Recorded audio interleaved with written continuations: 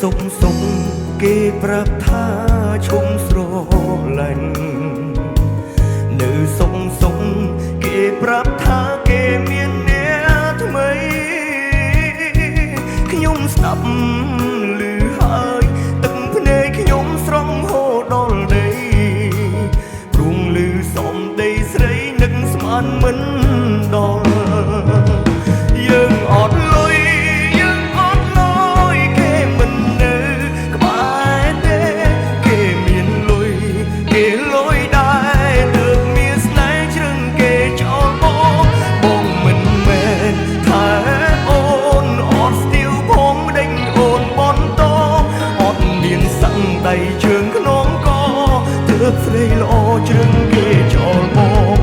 ងអត់សឹងដៃជើងខ្នងកទើបស្រីល្អជ្រឹងគេចោលបងយើងអត់សឹងយើងអត់ស្ទាវមិនត្រូវថែបអូនទេ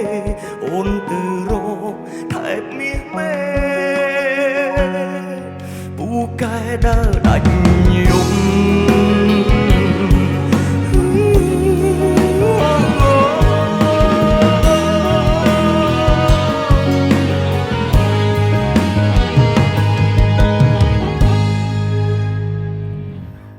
អរគុណបាទរីករាយបន្តទៀត